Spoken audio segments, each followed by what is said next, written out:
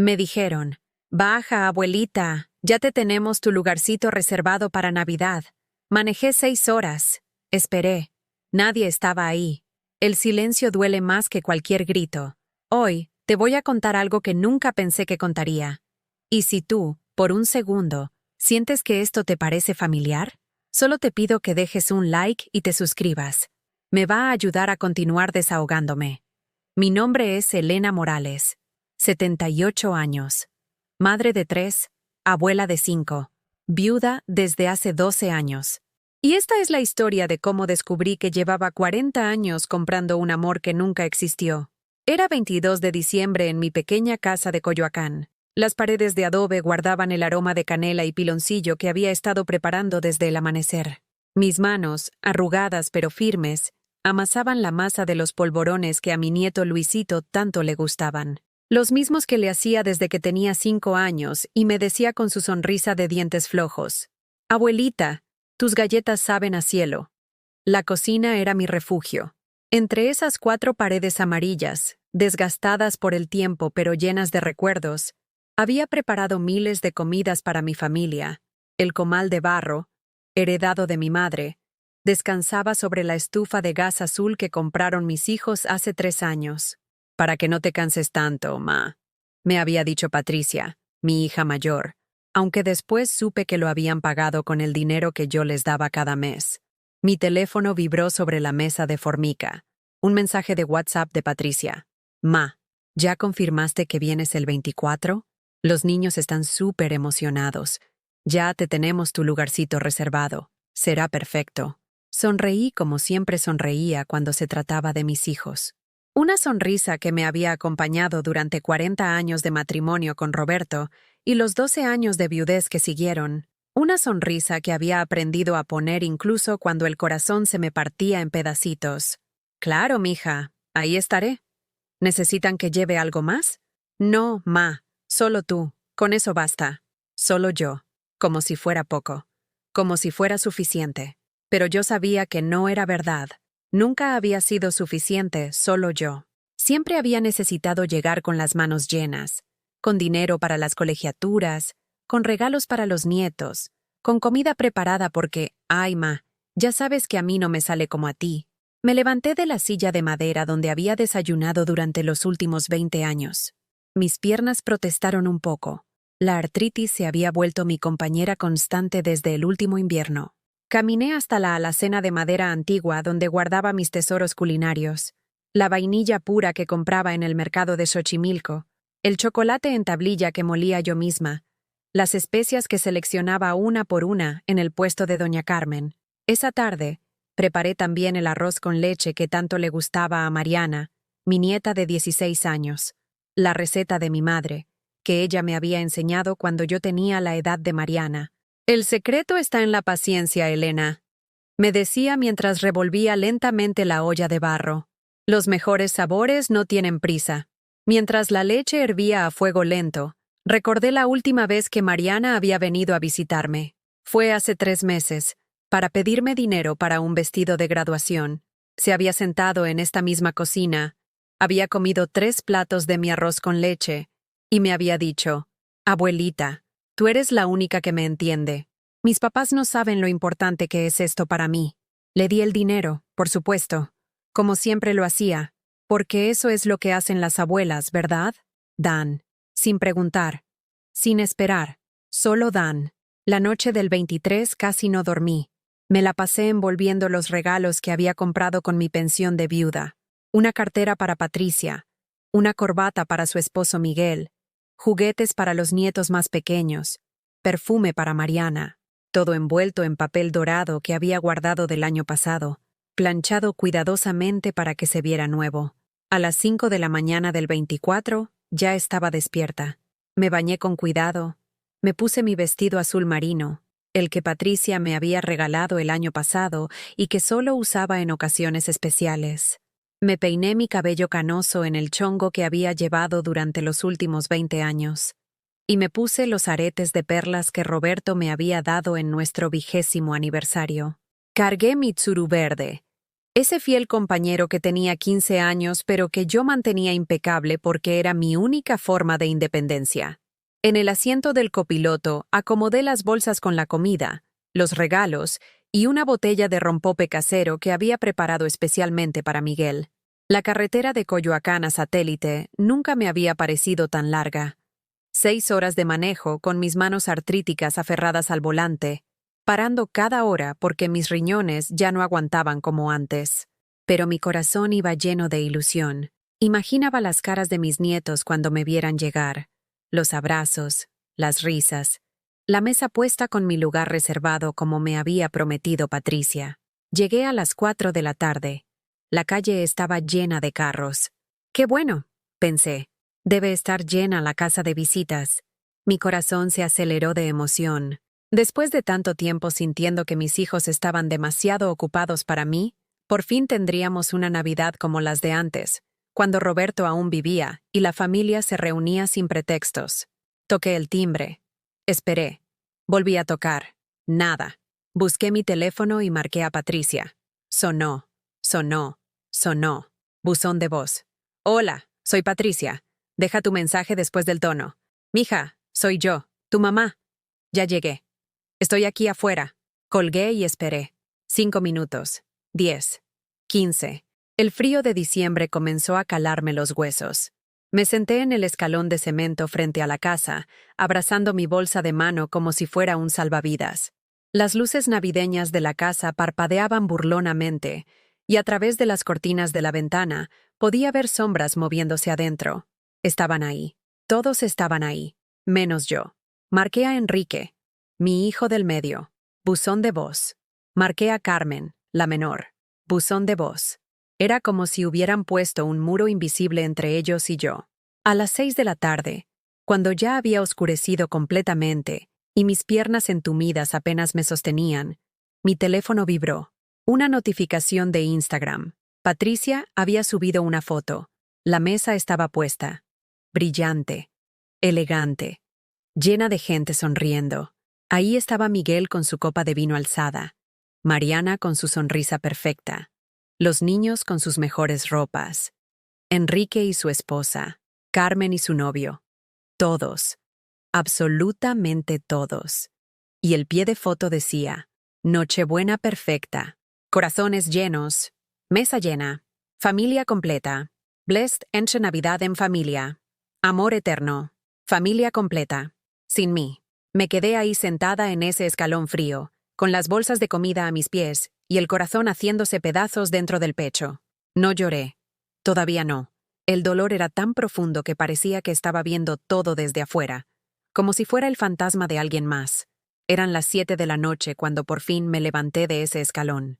Mis rodillas crujieron, mis músculos protestaron, pero algo dentro de mí se había roto de una manera que sabía que nunca volvería a ser igual. Manejé hasta el primer hotel que encontré, un lugar pequeño en una calle secundaria, con letreros de neón intermitentes y el olor a humedad de años sin mantenimiento. Pero al menos ahí, nadie me prometía amor para después negarme la puerta. Esa noche en el hotel, tirada sobre una cama que olía a desinfectante barato y con las cortinas manchadas filtrando la luz neón de la calle, comencé a recordar. Porque cuando te das cuenta de que has sido invisible para quienes más amas, la mente te obliga a revivir cada momento en que fuiste demasiado ciega para verlo. Cerré los ojos y regresé a 1985. Patricia tenía apenas 2 años y lloraba con fiebre alta en mis brazos. Roberto trabajaba doble turno en la fábrica textil para pagar el departamento de 2 cuartos en la colonia Doctores, donde vivíamos entonces. Yo cargaba a Patricia toda la noche, caminando por ese espacio minúsculo, cantándole las canciones que mi madre me había cantado a mí.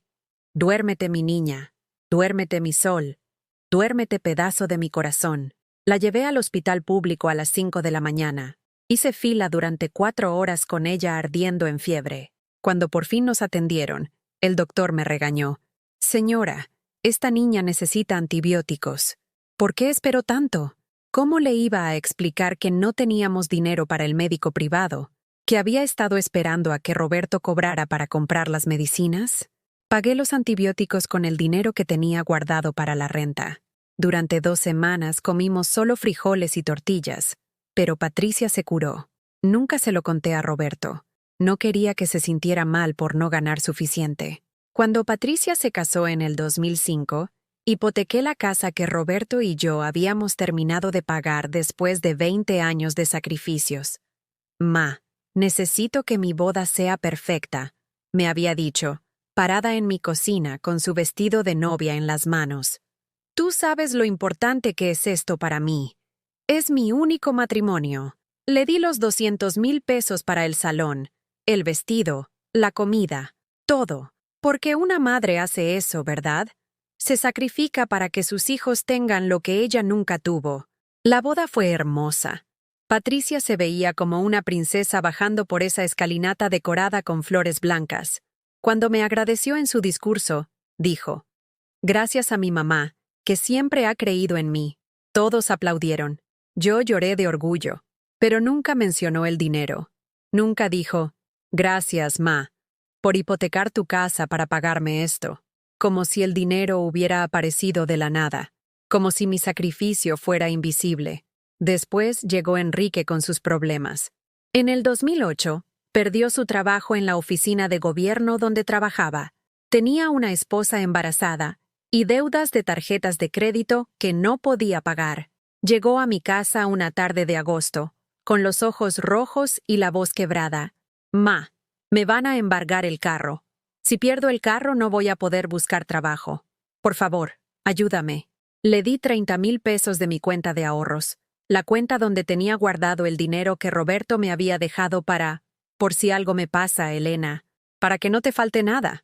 Enrique me prometió que me iba a pagar en 6 meses. Con intereses, ma. Te lo juro por mis hijos. Han pasado 15 años. Nunca me pagó. Cuando le preguntaba, siempre tenía una excusa. «Ay, ma, ahora con la Universidad de Isabela no puedo. Pero el próximo año te pago todo junto, lo prometo». Isabela, mi nieta olvidada, la única que realmente me ve. Y luego estaba Carmen, la pequeña, mi bebé, la que siempre fue más frágil, más necesitada. En el 2012, quería estudiar diseño gráfico en una universidad privada. «Ma, en la pública no enseñan bien.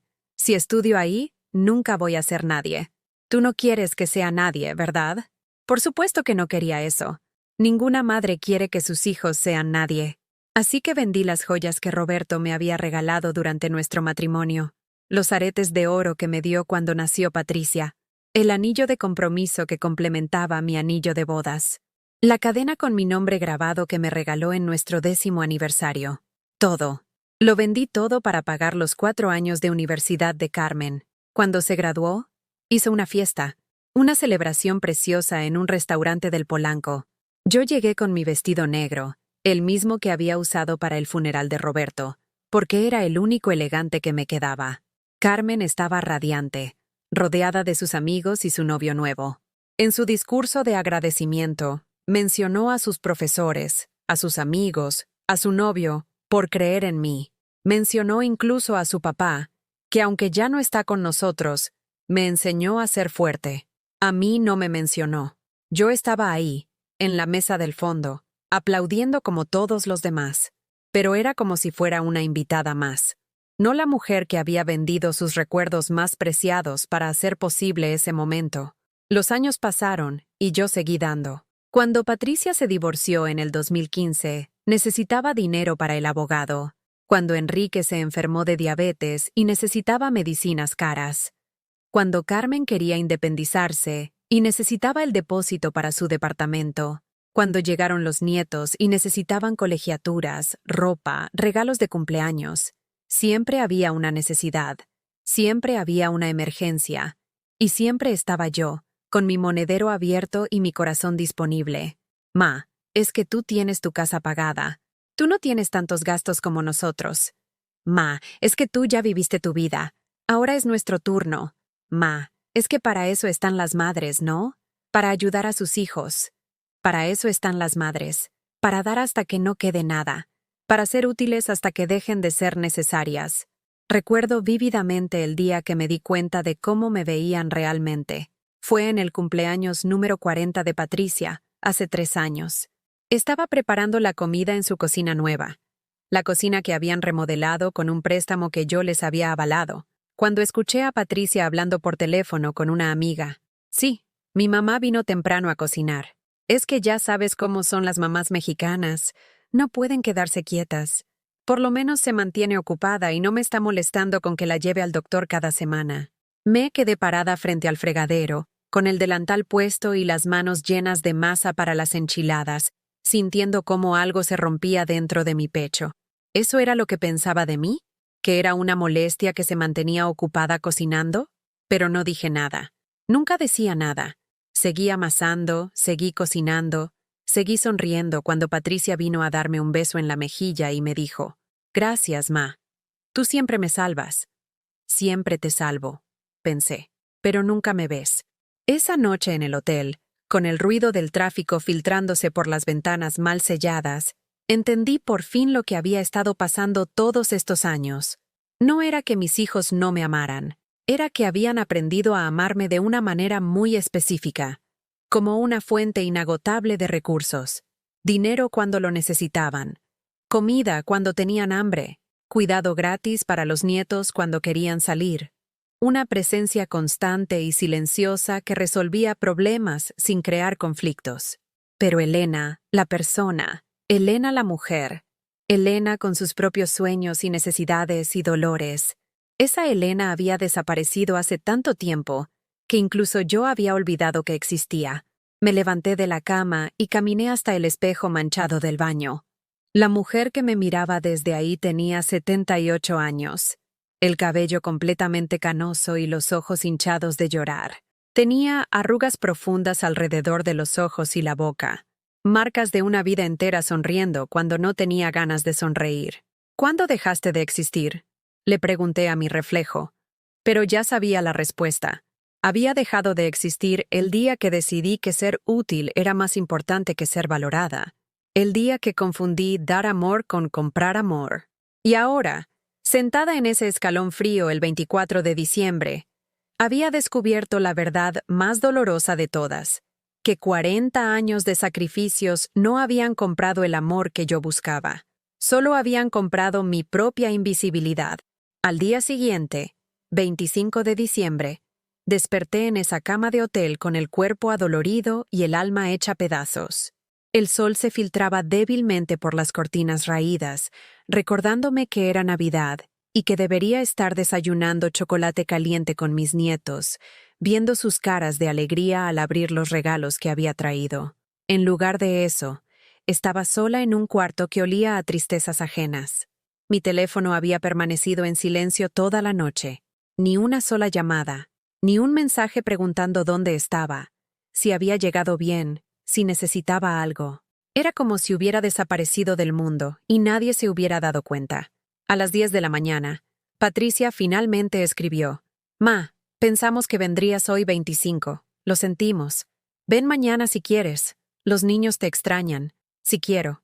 Leí ese mensaje 5 veces. Si quieres.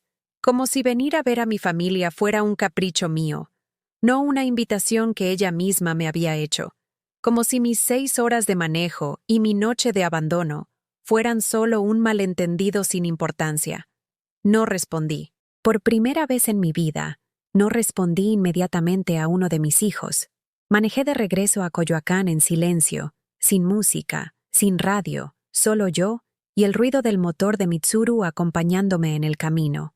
Durante esas 6 horas, algo comenzó a cambiar dentro de mí. Una semilla de rabia, pequeña pero real, empezaba a crecer donde antes solo había dolor. Al llegar a casa, encontré mi buzón lleno de tarjetas navideñas de vecinos, del banco, de lugares donde había sido cliente durante años. Personas que apenas me conocían habían pensado en mí, pero mis propios hijos. Me serví un té de manzanilla y me senté en mi sillón favorito, ese donde Roberto solía leerme el periódico en las tardes. Necesitaba entender qué había pasado realmente. No era posible que simplemente se hubieran equivocado de fecha. Abrí Instagram en mi teléfono. Patricia había subido más fotos de la cena. En una de ellas se veía claramente el comedor. 8 sillas alrededor de la mesa. 8. Contadas. Medidas. planeadas. No había espacio para una novena persona. No había espacio para mí. Mi lugar reservado nunca había existido. Esa tarde tocaron mi puerta. Era mi vecina, doña Carmen, una mujer de mi edad que vivía sola desde que enviudó hace 5 años. Elena, ¿cómo estuvo tu Navidad? Te vi llegar anoche muy tarde. ¿Todo bien? Le conté todo. No sé por qué, pero las palabras salieron como un río desbordado. Le conté del viaje, de la espera, del abandono, de las fotos en redes sociales. Doña Carmen me escuchó en silencio, moviendo la cabeza con una tristeza que reconocía. Elena, me dijo cuando terminé, ¿tú sabes lo que están diciendo de ti en el grupo de WhatsApp de madres de la colonia? No sabía que existiera ese grupo. ¿Qué grupo? Patricia está ahí. También algunas otras mamás con hijos ya grandes. El mes pasado, Patricia escribió algo que me molestó mucho, pero no sabía si contarte. Doña Carmen sacó su teléfono y buscó en sus mensajes. Mira, aquí está. Me mostró la pantalla. Era un mensaje de Patricia en un grupo llamado Mamás Experimentadas 50+. Ay, chicas, mi mamá me está volviendo loca. Cada semana algún drama de salud. Que si le duele esto, que si necesita que la lleve al doctor. Ya no sé qué hacer con ella. Y encima siempre quiere que la incluyamos en todo. Es agotador. A veces siento que tengo un hijo más en lugar de una mamá. Las respuestas de otras madres eran variadas. Algunas la apoyaban. Es normal, Patricia. Los viejitos se vuelven muy demandantes. Otras eran más duras. ¡Ay, qué mal! Mi suegra también es así. Pero lo que más me dolió fue un mensaje que Patricia había enviado después. Lo peor es que como le doy dinero mensual, siente que tiene derecho a opinar sobre todo. Pero bueno, también es conveniente tenerla disponible para cuidar a los niños gratis cuando Miguel y yo queremos salir. Es como tener una nana familiar, jajaja. Una nana familiar. Eso era yo para mi propia hija. Una empleada doméstica gratuita que además pagaba por trabajar. Doña Carmen guardó su teléfono y me tomó de las manos. Elena, yo no quería lastimarte, pero creo que necesitabas saber la verdad. Me quedé sentada en mi sala durante horas después de que doña Carmen se fue.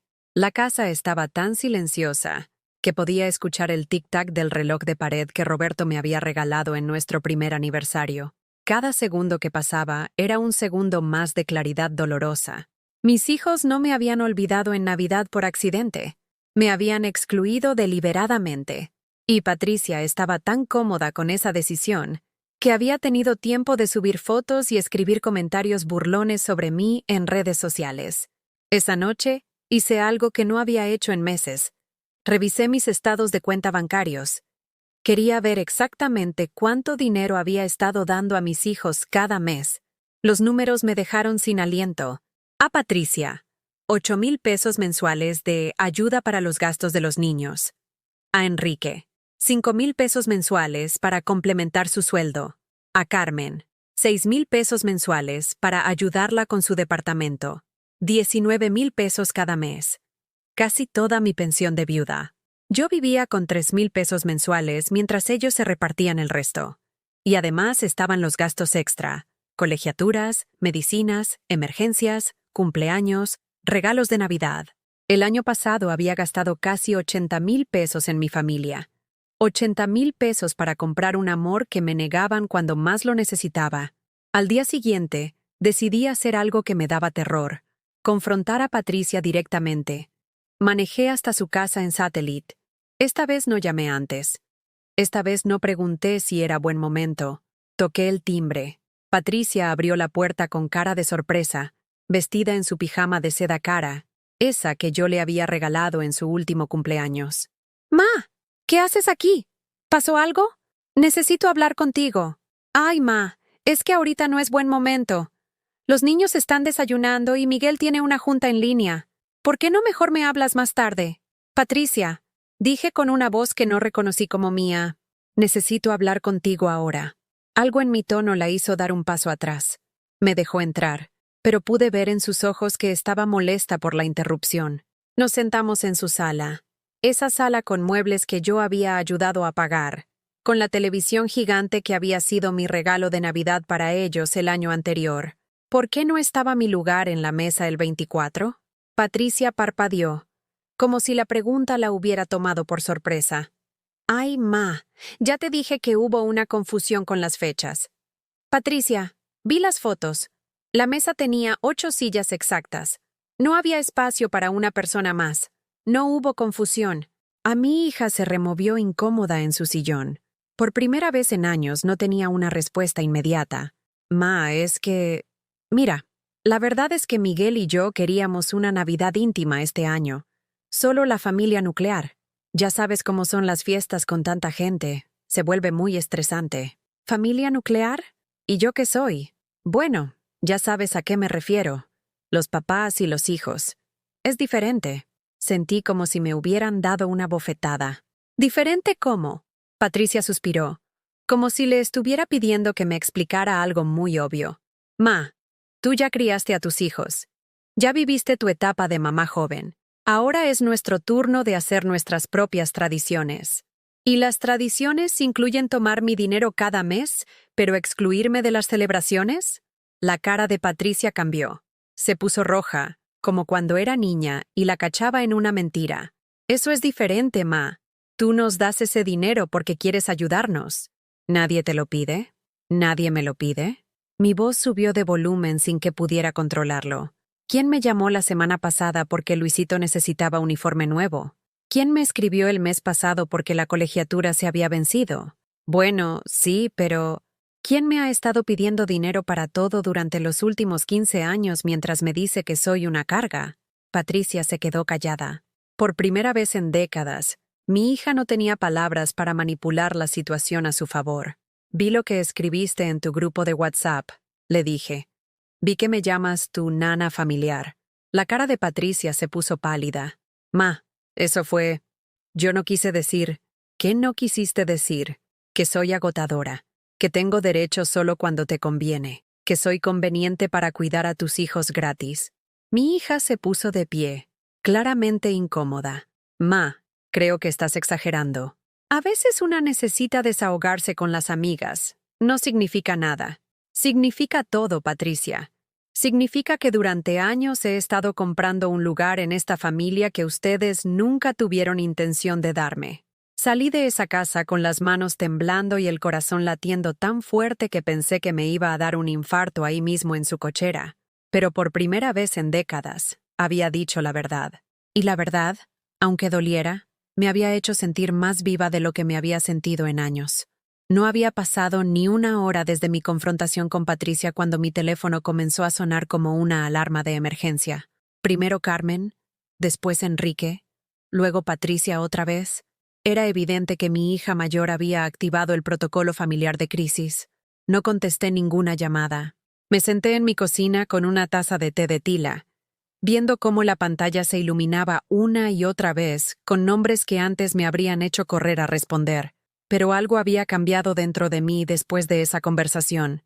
Era como si hubiera despertado de un sueño de 40 años. A las 3 de la tarde, escuché el ruido de varios carros estacionándose frente a mi casa. Desde la ventana vi a Patricia bajándose de su BMW blanco, seguida por Enrique en su Jetta negro y Carmen en el Chevy rojo que yo le había ayudado a comprar hace 2 años. Venían en formación de batalla. Tocaron el timbre con insistencia. Como yo no abría, Patricia gritó desde afuera. «Ma, sabemos que estás ahí. ¡Abre la puerta! ¡Tenemos que hablar!». Finalmente abrí. Los 3 estaban parados en mi puerta como un tribunal de justicia, con caras que mezclaban preocupación fingida y genuina irritación. «Ma, ¿qué te pasa?», fue lo primero que dijo Carmen, empujándome suavemente para entrar. «Patricia nos contó que le dijiste cosas muy feas». Nos sentamos en mi sala, ellos en el sofá y yo en mi sillón individual. Era curioso cómo, incluso en mi propia casa, parecía que yo era la que estaba siendo juzgada. Enrique, que siempre había sido el diplomático de la familia, habló primero. «Ma, entendemos que te hayas sentido mal por lo de Navidad, pero creo que estás malinterpretando las cosas». «¿Malinterpretando?», repetí. ¿Cómo se malinterpreta que me dijeran que tenía un lugar reservado y luego me dejaran esperando en la calle? Fue un error de comunicación. Intervino Patricia, usando el tono condescendiente que usaba cuando los niños se portaban mal. Ya te dijimos que pensamos que vendrías el 25. ¿Y el grupo de WhatsApp donde me llamas tu nana familiar también fue un error de comunicación? Patricia se puso roja hasta las orejas. Era evidente que no le había contado a sus hermanos esa parte de la historia. ¿Qué grupo de WhatsApp?, preguntó Carmen. Nada, no es importante, murmuró Patricia. Claro que es importante, dije, sintiendo cómo mi voz se hacía más firme. Tu hermana escribió en un grupo de madres que yo era agotadora, que era como tener un hijo más, y que era conveniente tenerme como nana familiar para cuidar a sus hijos gratis. El silencio que siguió fue denso como jarabe. Carmen y Enrique miraron a Patricia con expresiones de sorpresa. Patricia, ¿eso es cierto?, preguntó Enrique. Fue un desahogo entre amigas. No significaba nada. ¿No significaba nada? Mi voz se quebró ligeramente. ¿Llamarme agotadora no significa nada? ¿Decir que soy una carga no significa nada?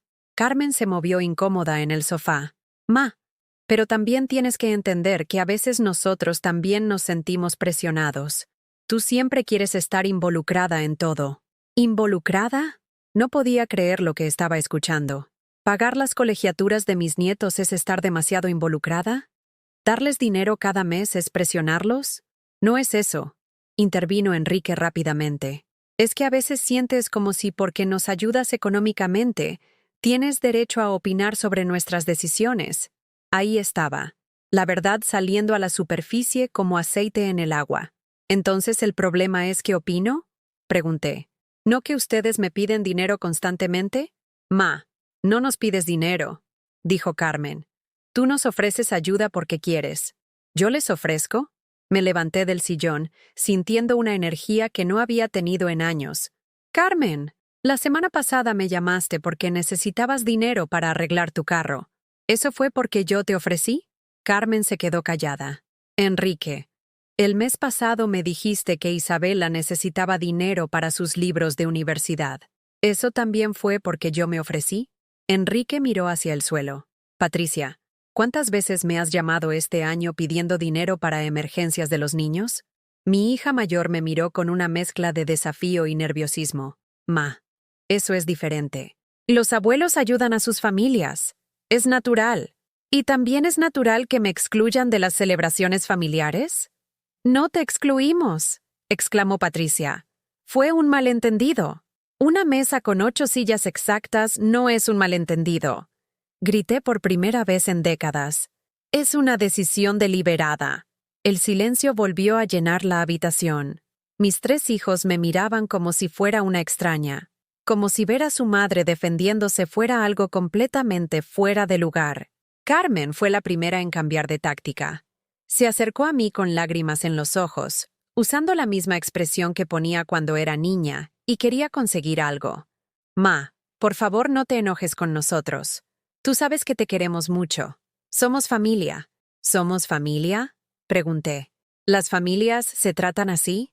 ¿Las familias toman dinero de los abuelos y luego los llaman agotadores en grupos de WhatsApp? Ya deja el tema del WhatsApp, intervino Enrique. Patricia ya dijo que fue un error. No fue un error, Enrique. Fue lo que realmente piensa de mí. Patricia se puso de pie bruscamente. ¿Sabes qué, Tienes razón. A veces sí me pareces agotadora. A veces sí siento que no puedo vivir mi vida sin que tengas una opinión sobre todo. Carmen la miró con horror. Patricia, no, déjame terminar, continuó Patricia con la cara roja de frustración. Tú dices que damos dinero, pero ¿nunca pensaste que a lo mejor nosotros también sacrificamos cosas por ti? ¿Que a lo mejor incluirte en todo no siempre es fácil para nosotros? ¿Sacrifican qué por mí?, pregunté, genuinamente confundida. Tiempo, libertad. Miguel y yo no podemos hacer planes sin preguntarnos si tú vas a sentirte excluida. No podemos tomar decisiones sobre los niños sin que opines.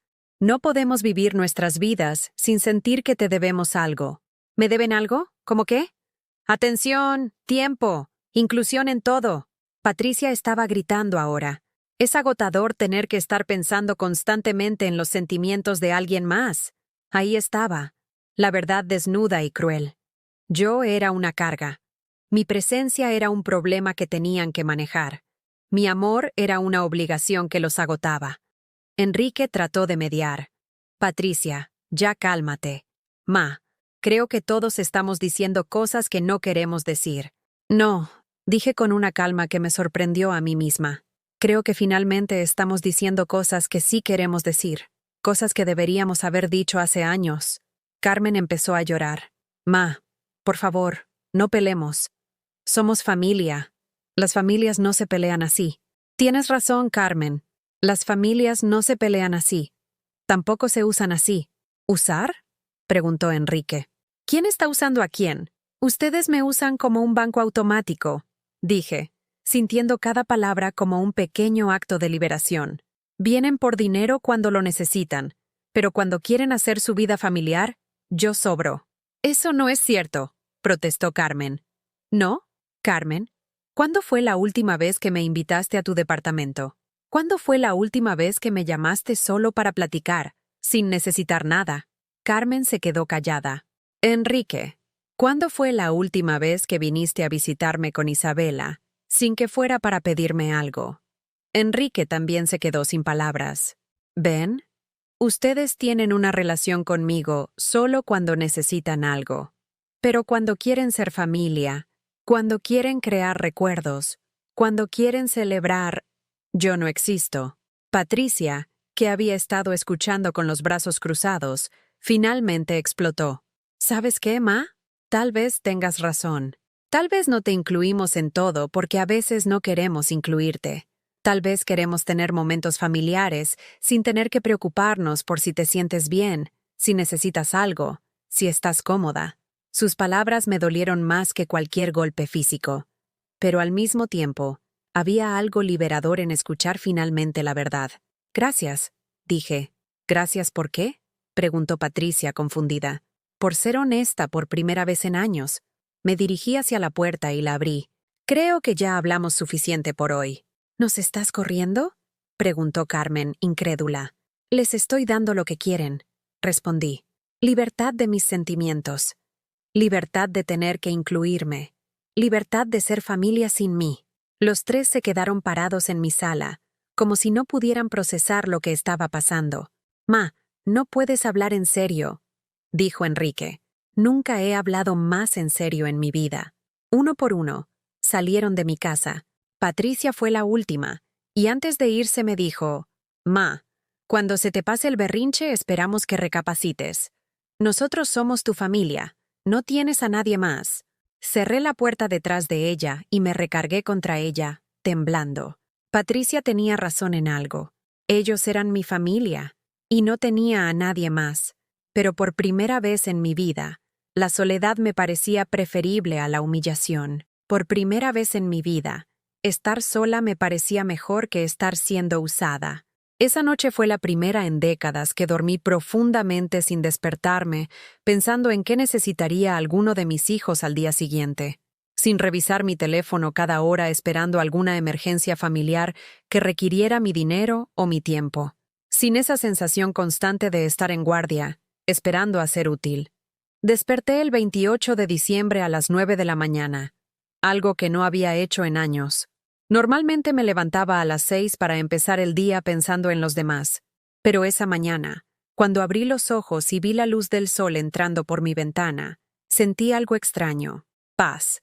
Mi teléfono tenía 15 llamadas perdidas y 22 mensajes de WhatsApp, todos de mis hijos. Los leí mientras tomaba mi café, sentada en mi mesa de la cocina donde tantas veces había contado billetes para resolver sus crisis. Carmen. Ma. Por favor, no te enojes. Estamos preocupados por ti. Enrique. Mamá, creo que ayer todos dijimos cosas de más. ¿Podemos arreglar esto? Patricia. Ma, Miguel dice que tal vez debería disculparme. Llámame. Disculparse. Después de 40 años, Patricia consideraba que tal vez debería disculparse. No les respondí. En lugar de eso, hice algo que no había hecho en años. Abrí mi cajón de recuerdos y saqué la libreta donde Roberto y yo solíamos planear nuestros sueños. Páginas amarillentas llenas de lugares que queríamos visitar, Cosas que queríamos hacer cuando tuviéramos más tiempo, cuando los niños fueran más grandes, cuando tuviéramos más dinero. Quiero conocer Oaxaca. Había escrito con mi letra de entonces, más joven y esperanzada. Quiero aprender a pintar. Quiero tener un jardín con flores que no sean solo geranios. Roberto había agregado con su letra inclinada. Quiero llevarte a bailar como cuando éramos novios. Quiero que veas el mar desde el Malecón de La Paz. Habíamos planeado todo eso para cuando nos jubiláramos. Pero cuando Roberto murió, enterré esos sueños con él. Decidí que ya había pasado mi tiempo de querer cosas para mí misma. Esa mañana, por primera vez en 12 años, me pregunté, ¿por qué? A las 11, sonó el timbre. Era el cartero con una carta certificada del banco. Mi corazón se aceleró pensando que tal vez había algún problema con mi cuenta, pero cuando abrí el sobre, era solo la notificación anual de mi estado de cuenta. Allí estaban los números en blanco y negro. En 2023 había transferido 247,000 pesos a las cuentas de mis hijos. Casi $250,000, más de lo que muchas familias ganan en un año completo. Y no era solo el dinero, era la energía emocional, el tiempo, la constante preocupación. Era levantarme cada día preguntándome qué necesitarían, qué problema tendría que resolver, qué crisis financiera tendría que solucionar. Me senté en mi sala con esos papeles en las manos, y por primera vez calculé cuánto había gastado en mis hijos desde que enviudé. La cifra me quitó el aliento. Casi 2 millones de pesos en 12 años. 2 millones de pesos comprando un amor que me negaban cuando más lo necesitaba. Esa tarde tomé una decisión. Caminé 2 cuadras hasta la sucursal bancaria de la esquina, esa donde había hecho tantas transferencias que la gerente ya me conocía por nombre. Doña Elena, ¿cómo está? ¿Va a hacer sus transferencias de siempre? No, Laura. Hoy vengo a cancelar todas las transferencias automáticas. Laura parpadeó, confundida. ¿Todas? ¿Está segura? Completamente segura. Una por una, cancelé las transferencias mensuales. La de Patricia por 8,000 pesos. La de Enrique por 5,000. La de Carmen por 6,000. Después cancelé las domiciliaciones de las colegiaturas de mis nietos, los pagos del seguro médico privado de Patricia y la mensualidad del carro de Carmen. ¿Quiere que las reagendemos para el próximo mes?, preguntó Laura, claramente preocupada de que fuera un error. No. Cancélelas permanentemente. Mientras firmaba los papeles de cancelación, sentí algo que no había experimentado en décadas. Control sobre mi propia vida. Por primera vez en años, mi dinero se quedaría conmigo. Por primera vez en años, no tendría que calcular cuánto me quedaba después de darles a todos los demás. Al salir del banco, caminé por las calles de Coyoacán como si las viera por primera vez. Pasé por la librería donde siempre me detenía a hojear libros que nunca compraba, porque era un gasto innecesario. Entré y compré 3 novelas que había querido leer durante años. Pasé por la floristería donde siempre admiraba las orquídeas, pero nunca compraba porque ¿para qué gastar en flores que se van a morir? Compré una orquídea blanca preciosa y le pedí a don Fernando que me explicara cómo cuidarla. Es fácil, doña Elena, me dijo mientras envolvía la maceta. Solo necesita paciencia y constancia, como todo lo que vale la pena. Llegué a casa con mis libros, mi orquídea y algo más. Una cita en el salón de belleza para la semana siguiente. Hacía 5 años que no me cortaba el cabello profesionalmente. Siempre encontraba excusas. Era muy caro. ¿Para qué si ya estaba grande? Mejor ese dinero dárselo a los nietos. Esa noche cené algo que no había comido en años. Lo que se me antojó. No lo que tenía que comer por económico. No lo que había sobrado de cocinar para otros. Me preparé unos chililes en nogada, fuera de temporada pero deliciosos, y me senté en mi comedor a comer tranquila, leyendo uno de mis libros nuevos. Mi teléfono siguió sonando. Mis hijos empezaban a desesperarse por mi silencio. Los mensajes ya no eran de preocupación fingida, sino de irritación real. Patricia. Ma, esto ya es ridículo. ¿Hasta cuándo va a durar tu berrinche? Enrique. Mamá, Isabela pregunta por ti. ¿Por qué no contestas el teléfono? Carmen. Ma, estoy preocupada. Si no me respondes hoy, voy a ir a tu casa. Isabela. Mi nieta había preguntado por mí.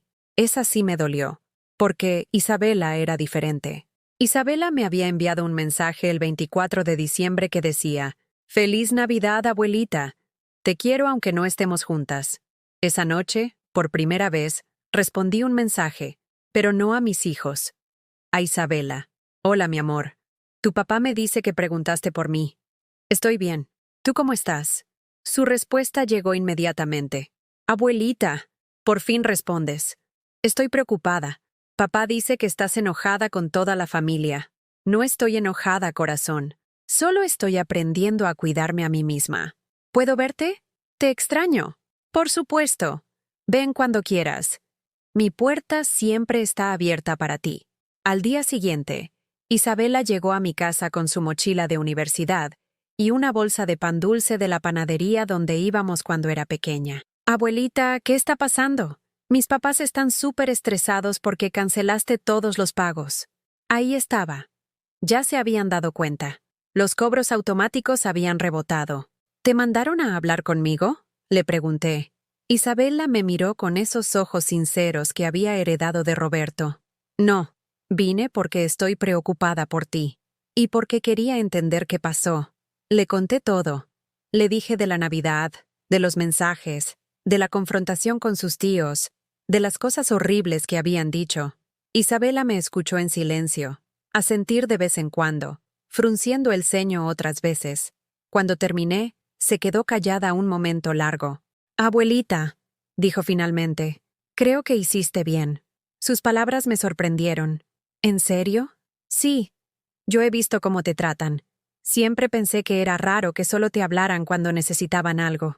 Y lo de Navidad, eso estuvo muy mal». Isabela se quedó conmigo toda la tarde.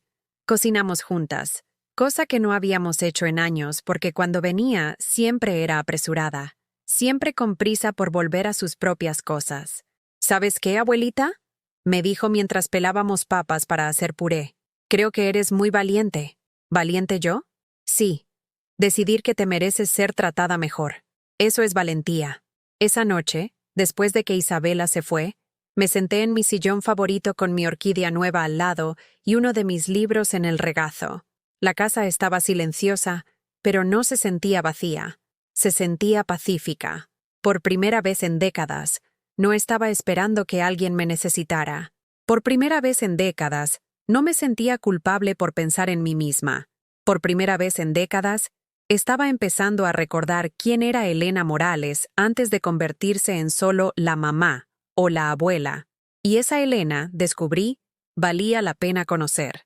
El 5 de enero, exactamente una semana después de cancelar las transferencias, mi teléfono explotó como si fuera Año Nuevo otra vez. Pero esta vez no eran mensajes de felicitación, eran mensajes de pánico. «Patricia». «Ma». «Rebotó el pago de la colegiatura de Luisito». «¿Qué pasó?» «Carmen». «Ma». «Me está marcando el banco porque no se pudo hacer el cargo de mi carro». «¿Cancelaste la cuenta?» «Enrique». «Mamá, Isabela dice que el pago de su universidad rebotó. Necesito que me expliques qué está pasando». Me serví mi café de la mañana. Me senté en mi cocina recién iluminada por el sol. Y por primera vez en años, sonreí antes de las 10 de la mañana. No era una sonrisa cruel. Era una sonrisa de liberación. No les respondí inmediatamente. En lugar de eso, desayuné tranquila, regué mi orquídea nueva y me arreglé para ir a mi cita en el salón de belleza. Había decidido que después de 5 años cortándome el cabello yo misma con tijeras de cocina, merecía un cambio profesional. En el salón, Marisol, la estilista, me preguntó qué quería hacerme. «Algo diferente», le dije. «Algo que me haga sentir como nueva». «¿Qué tan diferente?» Miré mi reflejo en el espejo. Cabello canoso hasta los hombros, siempre peinado igual, siempre recogido en el mismo chongo que llevaba desde que Roberto murió. «Córtelo», dije. «Córtelo hasta aquí». Y me señalé justo debajo de las orejas. Marisol sonrió. «Ay, doña Elena, se va a ver preciosa. Y también le voy a dar un color más bonito a sus canas. Las vamos a hacer plateadas, elegantes». Mientras Marisol trabajaba en mi cabello, mi teléfono no paraba de vibrar dentro de mi bolsa. Pero no lo saqué. Por primera vez en décadas, Algo era más importante que responder inmediatamente a mis hijos. Yo misma. Cuando terminó, no me reconocí en el espejo. La mujer que me miraba desde ahí tenía el cabello plateado brillante, un corte moderno que enmarcaba su cara, y por primera vez en años, se veía viva. «Se ve usted hermosa, doña Elena», me dijo Marisol. «Parece 10 años más joven». Llegué a casa sintiéndome diferente por fuera y por dentro. Mi teléfono tenía 37 llamadas perdidas. A las 2 de la tarde llegó la caballería completa, pero esta vez no venían solos. Patricia traía a Miguel, su esposo. Carmen venía con Luis, su novio. Enrique llegó con su esposa, Mónica. Era como si hubieran traído refuerzos para esta guerra. Cuando abrí la puerta, Patricia se quedó sin palabras. «Tu cabello. ¿Te gusta?», pregunté, tocándome mi nuevo corte con orgullo. «Te ves diferente». «Me siento diferente». Los invité a pasar, pero esta vez yo dirigí la conversación. Los senté en la sala mientras yo me quedé de pie. Era mi casa, mi momento, mis términos. «Supongo que vinieron por los pagos», dije sin rodeos. Miguel, que normalmente dejaba que Patricia hablara, fue quien respondió. «Elena, necesitamos entender qué está pasando. Patricia me dijo que tuvieron una discusión, pero no puede ser que por eso canceles el apoyo que les das». «¿Apoyo?», repetí. «¿Así le llaman?». «Bueno, sí», intervino Luis, el novio de Carmen. «El apoyo familiar. Es normal que los abuelos ayuden. ¿Y también es normal que los abuelos sean excluidos de las celebraciones familiares?». Se hizo un silencio incómodo. Era evidente que mis hijos no les habían contado toda la historia a sus parejas. Dijo Carmen con su voz más dulce. «Ya hablamos de eso. Fue un malentendido». «No fue un malentendido, Carmen, y lo sabes». Mónica, la esposa de Enrique, me miró con curiosidad. «Doña Elena, ¿puede explicarnos exactamente qué pasó?». Les conté todo otra vez. La invitación a Navidad, el viaje de 6 horas, la espera en la calle, las fotos en redes sociales, el grupo de WhatsApp donde Patricia me llamaba nana familiar. Esta vez no omití ningún detalle. Cuando terminé, Mónica miró a Enrique con una expresión que no pude descifrar. Miguel fruncía el ceño. Luis parecía incómodo. «¿Es cierto eso?», le preguntó Miguel a Patricia. «Es más complicado de lo que suena», respondió Patricia defensivamente. «¿Complicado cómo?», insistió Miguel. «¿Dejaste a tu madre esperando en la calle en Navidad o no?». Patricia se puso roja. «Fue un error de comunicación. Una mesa con 8 sillas exactas no es un error de comunicación», dije calmadamente. Miguel se quedó callado por un momento. Después se dirigió a mí. «Elena, entiendo que te hayas sentido mal, pero también tienes que entender que nosotros tenemos nuestros propios gastos, nuestras propias responsabilidades». «Por supuesto que las tienen», respondí. «Por eso a partir de ahora se van a hacer cargo de ellas ustedes mismos». «¿Qué quieres decir con eso?», preguntó Carmen. Fui a mi recámara y regresé con una caja. Dentro estaban todos los recibos de transferencias bancarias que había guardado durante años, todas las facturas de cosas que había pagado para ellos, todos los comprobantes de mi generosidad sistemática. «En los últimos 12 años», dije, poniendo la caja en la mesa de centro, «les he dado casi 2 millones de pesos». El silencio que siguió fue absoluto. 2 millones de pesos, repetí. Colegiatura, emergencias médicas, pagos de carros, rentas, seguros, regalos, vacaciones, todo documentado aquí. Mónica tomó uno de los recibos con manos temblorosas. «Doña Elena, esto es mucho dinero. Es casi toda mi pensión de viuda durante 12 años. Continué. Yo he vivido con los restos para darles a ustedes la vida cómoda que quieren». Miguel miraba los papeles con expresión de shock. «Patricia, ¿tú sabías que era tanto?». «No se trata de cuánto», respondió Patricia, pero su voz sonaba menos segura. «Se trata de que es familia. Las familias se ayudan». «¿Y las familias también se humillan?», pregunté. «¿También se excluyen? ¿También se llaman agotadoras en grupos de WhatsApp?». Luis miró a Carmen. «¿Tú sabías de eso?». Carmen negó con la cabeza, pero no dijo nada. Intervino Enrique. «Nadie está diciendo que no apreciemos todo lo que has hecho por nosotros. En serio. Porque cuando Patricia escribió en su grupo que era agotador tener que pensar en mis sentimientos, no sonaba muy apreciativa. Mónica se puso de pie abruptamente. Enrique, necesito hablar contigo. Afuera. Se fueron al jardín. A través de la ventana podía ver que Mónica le hablaba intensamente a mi hijo, gesticulando con las manos. Miguel también se veía incómodo. Patricia, creo que necesitamos hablar de esto en casa. ¡Ah! ¿Hablar de qué? Preguntó Patricia, claramente sintiéndose atacada por todos lados. De que tal vez tu madre tiene razón, respondió Miguel con una voz que nunca le había escuchado antes. Patricia lo miró como si la hubiera cacheteado. ¿Estás tomando su lado? No hay lados, Patricia. Hay lo correcto y lo incorrecto. Y dejar a tu madre en la calle en Navidad estuvo mal. En ese momento, Enrique y Mónica regresaron. Mónica se dirigió directamente a mí. Doña Elena, quiero disculparme. Yo no sabía nada de esto. Si hubiera sabido lo que pasó en Navidad, yo misma la hubiera invitado a nuestra casa. Sus palabras me llegaron al corazón. Por primera vez en semanas, alguien me estaba tratando con el respeto que merecía. Y sobre el dinero, continuó Mónica, Enrique y yo vamos a arreglar lo de la Universidad de Isabela nosotros mismos. No es justo que usted cargue con esos gastos mientras nosotros vivimos cómodamente. Enrique asintió, avergonzado. Mónica tiene razón. Hemos sido muy egoístas. Carmen empezó a llorar. Por favor no dejes de ayudarme. Mi sueldo no me alcanza para todo. Entonces busca un trabajo mejor. Le respondí con más firmeza de la que había tenido en años. O busca un segundo trabajo. O reduce tus gastos. Haz lo que hace todo el mundo para vivir dentro de sus posibilidades. Pero tú eres mi mamá, gritó Carmen. Se supone que las madres ayudan a sus hijos. Y también se supone que los hijos respetan a sus madres, respondí. Y que los incluyen en sus celebraciones. Y que no los llaman agotadores en grupos de WhatsApp. Patricia, que había estado callada desde el regaño de Miguel, finalmente explotó. ¿Sabes qué, Ma?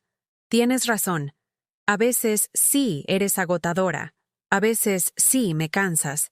A veces sí quiero tener una vida sin tener que preocuparme por tus sentimientos cada 5 minutos. El silencio que siguió fue denso. Miguel cerró los ojos como si le doliera la cabeza.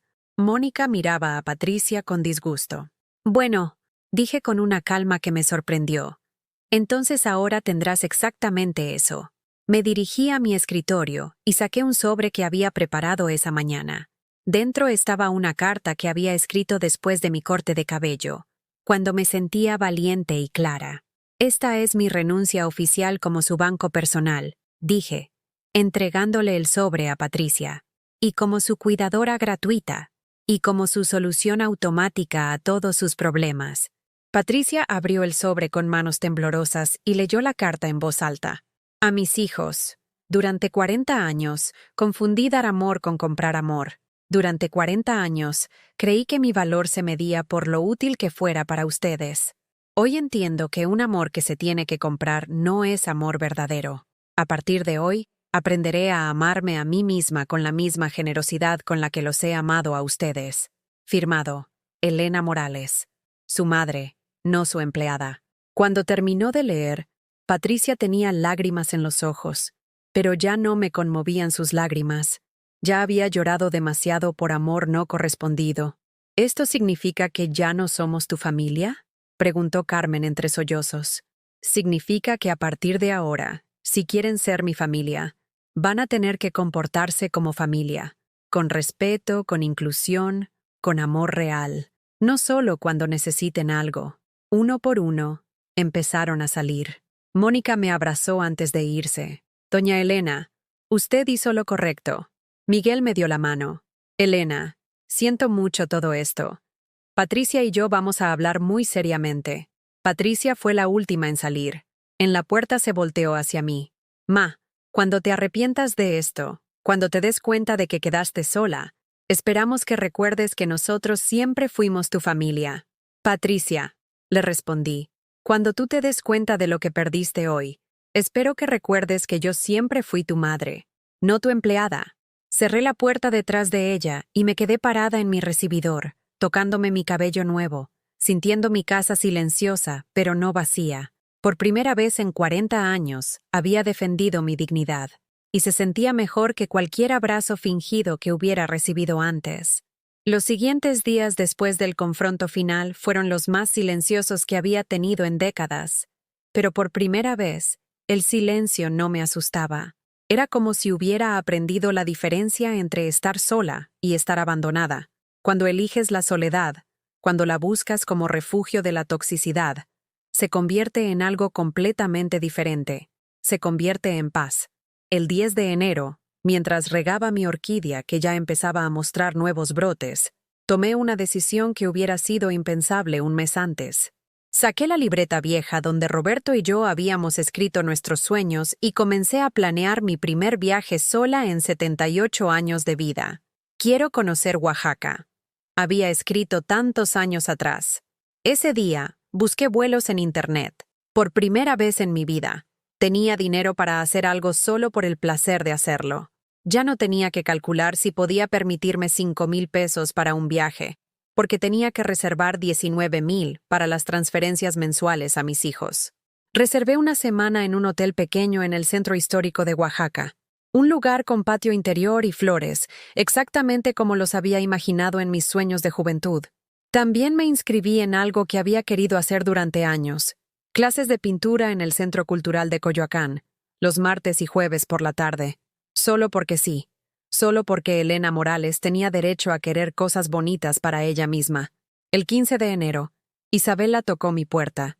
No había hablado con ninguno de mis hijos desde el confronto, pero mi nieta había estado mandándome mensajes cada 2 días, preguntándome cómo estaba, contándome sobre su universidad, tratándome como a una persona real y no como a un cajero automático con sentimientos. «Abuelita, te ves increíble», fue lo primero que dijo cuando abrí la puerta. «Tu cabello se ve hermoso, y te ves diferente, te ves feliz». Nos sentamos en mi cocina con café y las galletas que había aprendido a hacer solo para mí, sin pensar en quién más podría quererlas.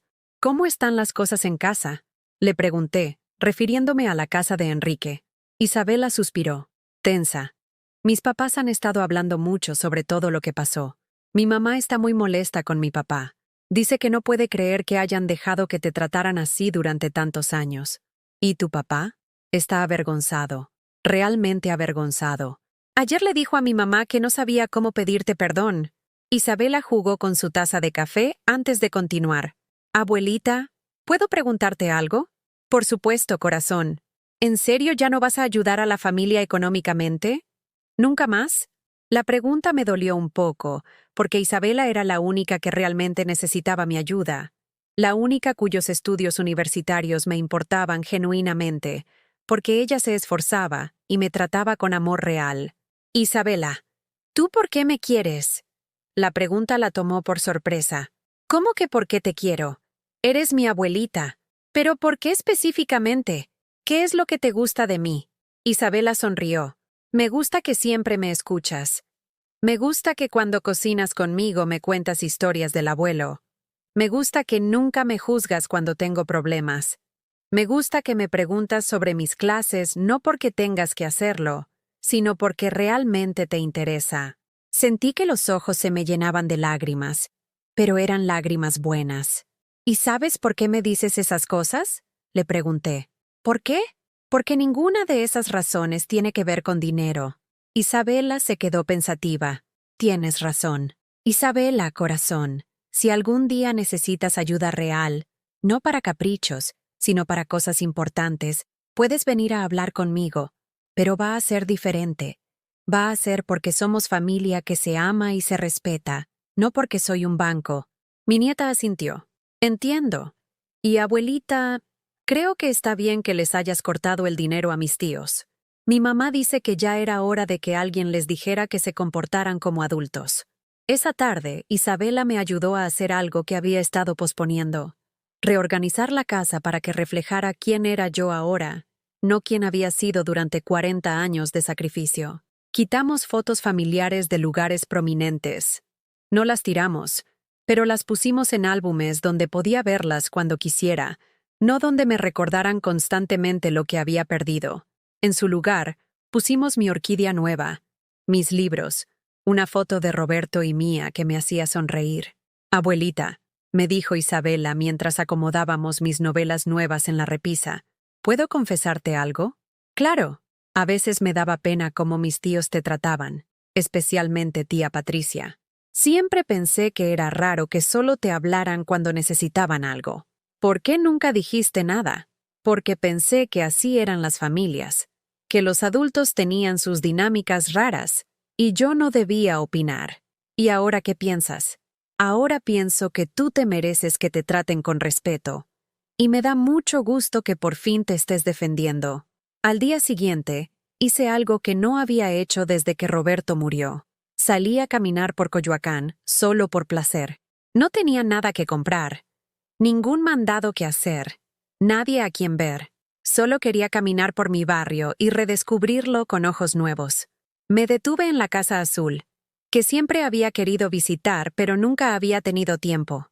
Pagué mi entrada y pasé 2 horas admirando las pinturas de Frida, leyendo sobre su vida, entendiendo por primera vez lo que significaba ser una mujer que se negaba a ser disminuida por las circunstancias. Después caminé hasta el mercado de Coyoacán y compré ingredientes para hacer una comida que me antojaba, mole oaxaqueño, como preparación para mi viaje.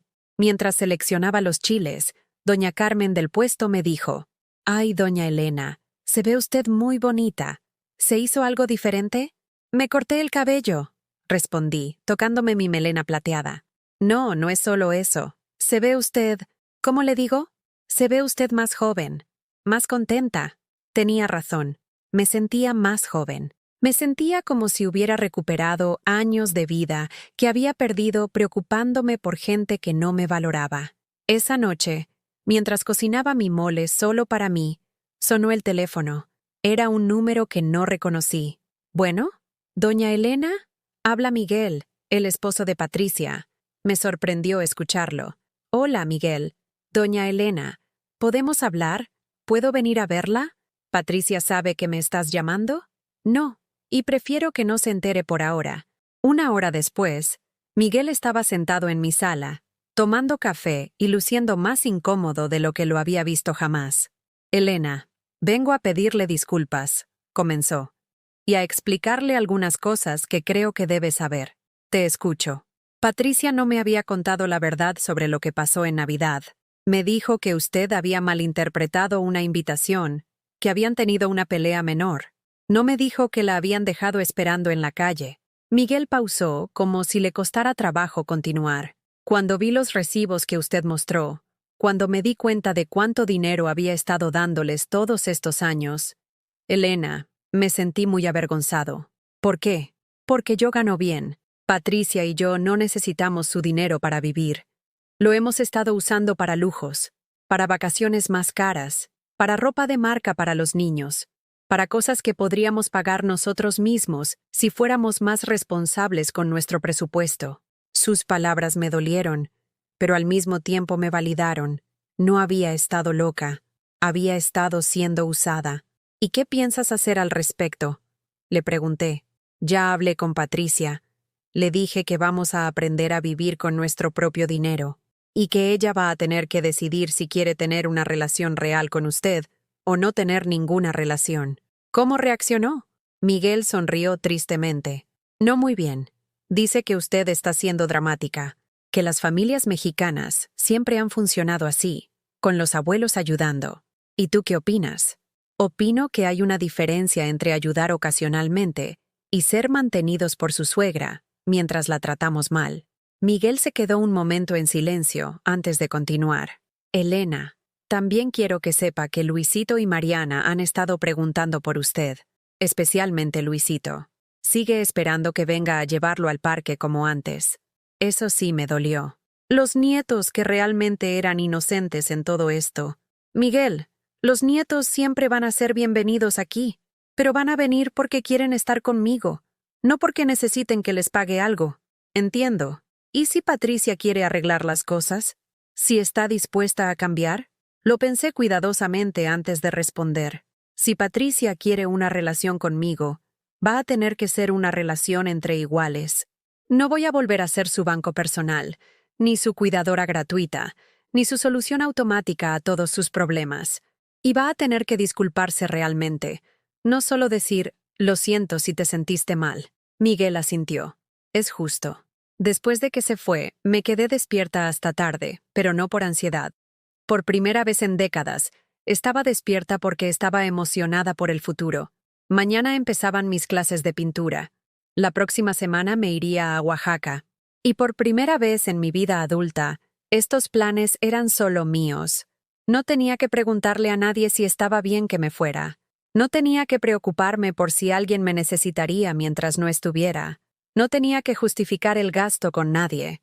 Era libre. Y la libertad, descubrí, sabía mucho mejor de lo que había imaginado. 6 meses después de aquel 24 de diciembre que cambió mi vida para siempre, estoy sentada en la terraza de mi hotel en Oaxaca, con un café de olla humeante en las manos y el sol de julio acariciándome la cara. A mis 78 años, estoy viviendo mi primer viaje sola, y no puedo creer que me haya privado de esta sensación de libertad durante tanto tiempo. Ayer visité el taller de un artesano zapoteco que me enseñó a hacer textiles tradicionales. Mis manos, que durante 40 años solo sirvieron para cocinar para otros, para limpiar casas ajenas, para contar billetes que no eran para mí, ahora están aprendiendo a crear belleza solo por el placer de crearla.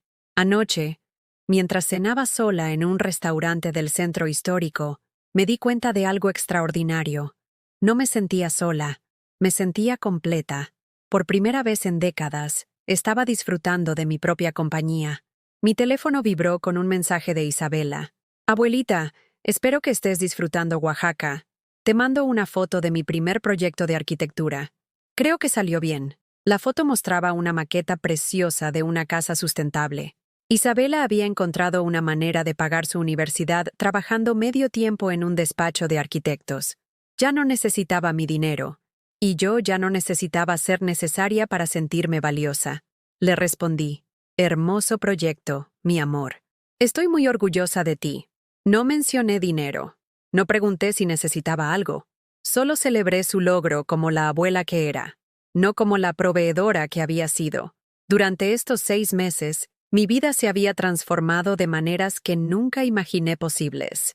Las clases de pintura se convirtieron en mi pasión. Resulta que tengo cierto talento para los paisajes, y mi maestra, Sofía, dice que mis cuadros tienen una honestidad emocional que solo viene del sufrimiento transformado en arte. También me uní a un grupo de lectura en la biblioteca de Coyoacán.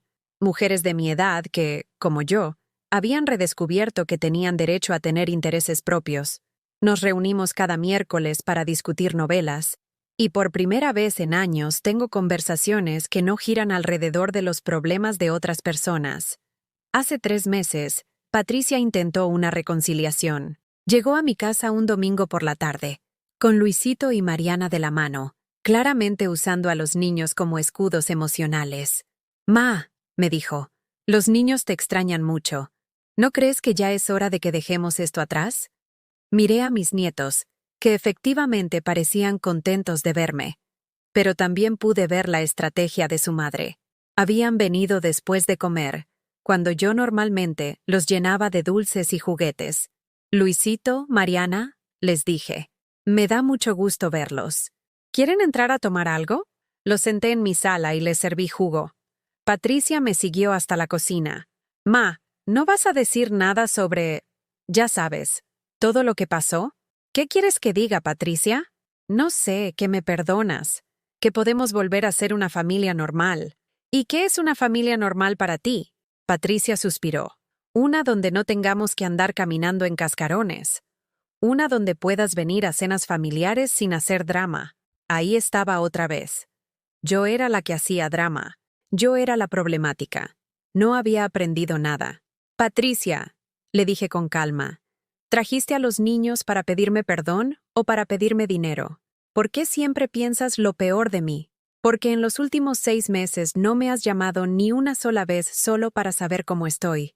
La única vez que vienes es cuando traes a los niños». Patricia se quedó callada porque sabía que tenía razón. ¿Quieres saber cuándo podremos ser una familia normal? Le pregunté. Cuando me trates como a una persona que merece respeto, no como a un problema que necesita ser manejado.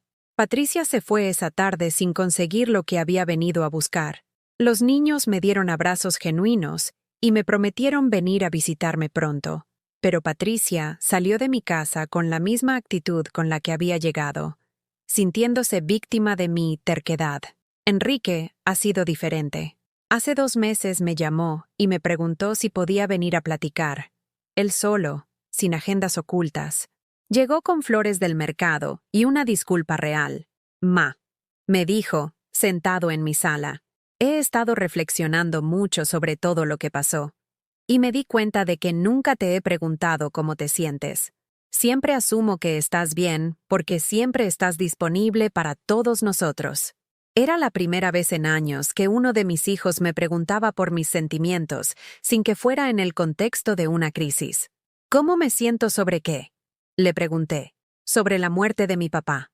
Sobre haber criado 3 hijos prácticamente sola después de que él murió. Sobre haberte convertido en nuestro sostén emocional y económico, sin que nadie te preguntara si tú también necesitabas apoyo. Sus palabras me tomaron por sorpresa. Por primera vez, uno de mis hijos había visto mi sacrificio como sacrificio, no como obligación natural. Me siento cansada, Enrique. Le respondí honestamente. Me siento como si hubiera perdido 40 años de mi vida tratando de ganarme un amor que debería haber sido incondicional. ¿Y te sientes así con nosotros? ¿Como si tuvieras que ganarte nuestro amor? ¿Tú qué crees? Enrique se quedó pensativo. Creo que sí. Y creo que eso es terrible. Hablamos durante 3 horas. Por primera vez en décadas, tuve una conversación real con uno de mis hijos sobre mis necesidades, mis heridas, mis sueños. Enrique me contó que Mónica lo había ayudado a entender lo injusta que había sido nuestra dinámica familiar. ¿Sabes qué es lo que más me duele? Le dije. ¿Qué? Que nunca me preguntaron si yo estaba bien. En 12 años de viudez, ninguno de ustedes me preguntó cómo estaba procesando la muerte de su padre, cómo me sentía viviendo sola, qué necesitaba para ser feliz. Siempre asumimos que eras fuerte, dijo Enrique, que no necesitabas nada porque siempre estabas dando. Los fuertes también necesitan cuidado, hijo. Esa conversación marcó el inicio de una relación nueva con Enrique. No perfecta, pero real. Ya no me pide dinero. Cuando viene a visitarme, es porque quiere estar conmigo. Cuando me llama, es para saber cómo estoy, no para contarme sus problemas. Carmen ha sido la más difícil. Sigue esperando que regrese a mi papel anterior. Hace una semana me llamó llorando porque su novio la dejó y necesitaba dinero para el depósito de un nuevo departamento. Por favor, no tengo a quién más recurrir. Carmen, tienes 27 años. Tienes trabajo. Tienes hermanos que también tienen trabajos. ¿Por qué automáticamente recurres a mí? Porque eres mi mamá. Se supone que las mamás ayudan. Las mamás que son respetadas sí ayudan. Pero yo ya no voy a ayudar a personas que solo me ven como una solución a sus problemas. Carmen colgó enojada. No he sabido de ella desde entonces. Y está bien. Por primera vez en mi vida. Está bien que uno de mis hijos esté enojado conmigo. No voy a colapsar porque no me hable. No voy a rogarle que regrese. No voy a comprar su perdón. Mientras veo el atardecer desde esta terraza en Oaxaca, reflexiono sobre lo que he aprendido en estos 6 meses de libertad. Aprendí que la soledad elegida es un regalo que me di después de décadas de compañía tóxica. Aprendí que tengo talento para la pintura, pasión por los libros y habilidad para hacer amistades reales con personas que me valoran por quien soy, no por lo que puedo dar.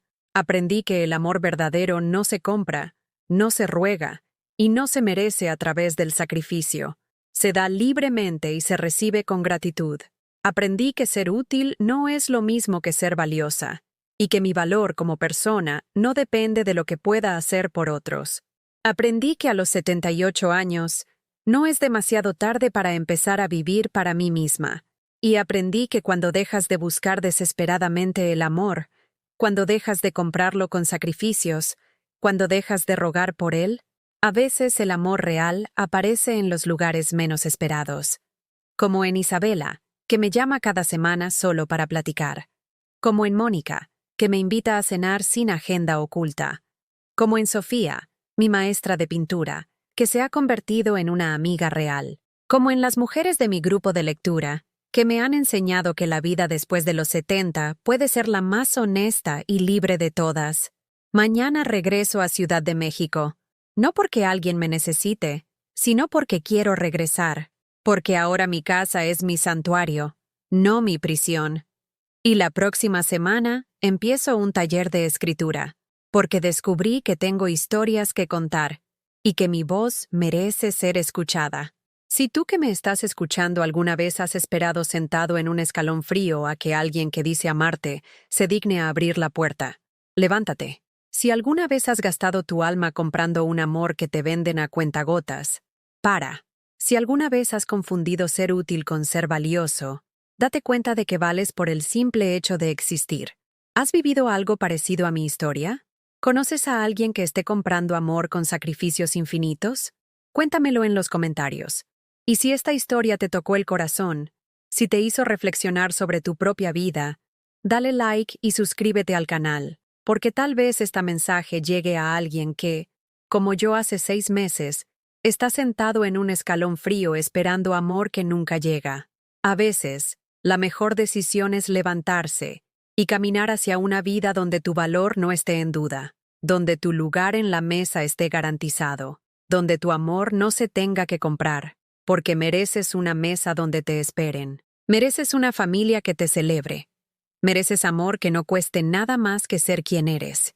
Y si no lo tienes, mereces la valentía de irte a buscarlo, aunque sea a los 78 años, aunque sea empezando desde cero, aunque sea sola, porque estar sola por elección es infinitamente mejor que estar acompañada por lástima.